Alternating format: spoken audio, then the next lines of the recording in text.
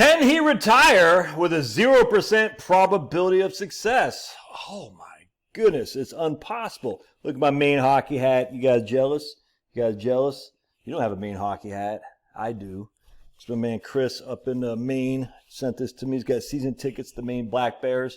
I said, Chris, if I ever come up to Maine in the wintertime, I want to go see the Maine Black Bears, and I'll be paying. He said, here's a Maine hockey hat and a Maine sweatshirt, which I don't have now because it's not that cold today here in Georgia. But I will be wearing that Maine hockey sweatshirt, and you guys will all be jealous. All right, so let's bust out the PVC pipe of knowledge. The PVC pipe of knowledge. PVC pipe of knowledge. All right, so we talked about this last night on the live stream. So if you're not on the live stream, you're wrong. You need to be on the live stream because that's where all the cool kids hang out. So what we got here. Remember, Monte Carlo also says is what's the probability that you have liquid assets when you die? That's it. That's all I'm saying. The probability of liquid assets at your demise. It's not saying you ran out of money. It's not saying you ran out of assets. It's just saying, did you have liquid investment accounts when you die? So we got here, we'll say Johnny be good. All right, Johnny's got $250,000 in his IRA right now. He's like, man, I'm way behind. I'm supposed to have like $2 million. What am I going to do? And Johnny says, I would like to have $578,000 by the time I hit 60, which is when I'd retire. And you're like, why? Why, Johnny? Why would you like to have that much? And Johnny says, the reason I'd like to have that much, old kind sir, is because I'm making $80,000 a year now. All right. I pay. So old Johnny says, I make $80,000 a year, of which 7.65 goes to FICA. 10% goes to my 401k, roughly 10% to federal and state taxes. So I'm netting $57,800 is what he's netting. He's got a gross income of 80. He nets $57,800 after taxes, contributions to his 401k and his FICA tax. So he's like, I would like to have that times 10 because if I can live off that while I'm working, I can certainly live off that when I'm retired. So he goes, I'd like to have $578,000 in 10 years and I'd like to retire then. All right. So we're like, all right, Johnny, you got 250 now. If you put 8,000 a year, you get about 6 to 7%, 6.5%, you'd have $578,000. And then people are like, but Johnny, don't you know, if you spent $57,800 off that $578,000, you'd run out of money in 10 years. And he goes, I do know that. I don't have any problem with that. I'm going to show you why. So basically, we got, fast forward, he's 60 years old now. He's got $578,000. Again, he assumes he's going to spend the exact same amount he does when he was working, $57,800. And then he'll run out of money. He's just going to invest his money in T-bills. That's it.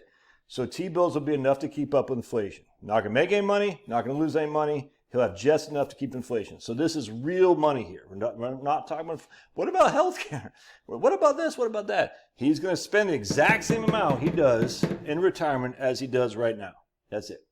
All right. So now you're like, okay, $57,800 a year, and I got $578,000. So after 10 years, I'll have zero assets left, liquid assets left. All right. Again, we don't have to worry about inflation because he has all in T-bills. T-bills keep up with inflation. And as such, this is real money here. Ironically enough, and this is what just happened when I just did the calculation, we took Johnny's $80,000 a year.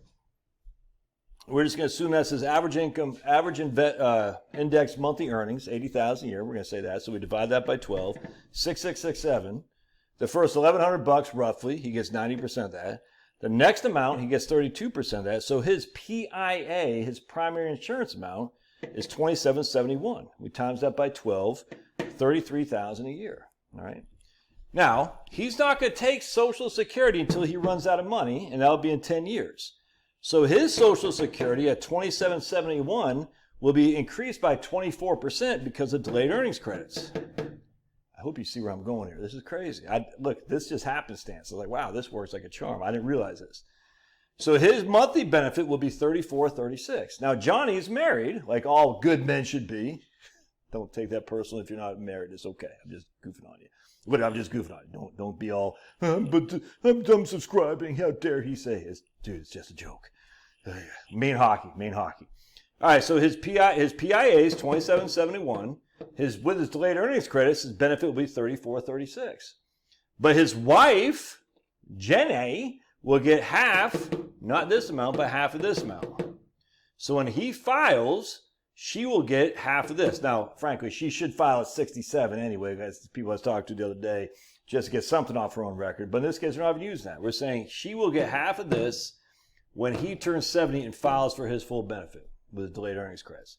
So between his delayed earnings credits, her spousal benefit, they're going to get $4,800 a month. 48 times 12 is 57,800. Holy crap, $57,858. How much does he need to retire on?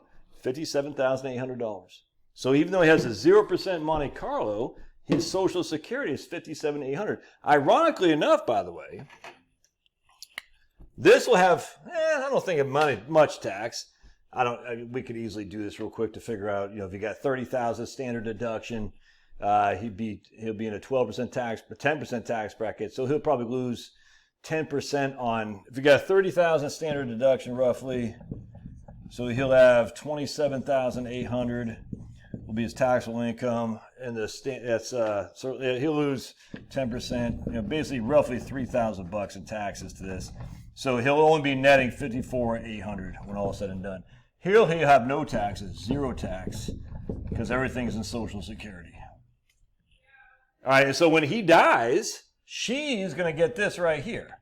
She won't get this. She'll get the whole survivor benefit, the wife, Jenny, which will be that's $42,000 a year. As a single lady, $42,000 a year, she'll do just fine. So anyway, what happens here is Johnny's like, dude, I'm 50 years old, I got $250,000. I ran these numbers, said I have a 0% Monte Carlo. I can't retire. I said, you can retire. Yeah, absolutely. The question is, are you willing to live off of Social Security? Why not? Many people do. I mean, I don't necessarily recommend it if you can avoid it. But if you're in a crappy old job, your blood pressure is going through the roof, you're putting on 50 pounds, you want to start punching people every day when you go to the office, it's time to jump ship, man.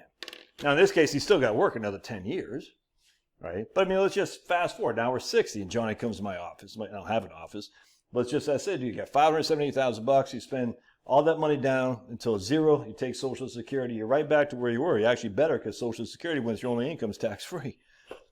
It's doable, even though you have a 0% probability of success. All right, love your thoughts. Don't forget to paw that like button. We'll see you.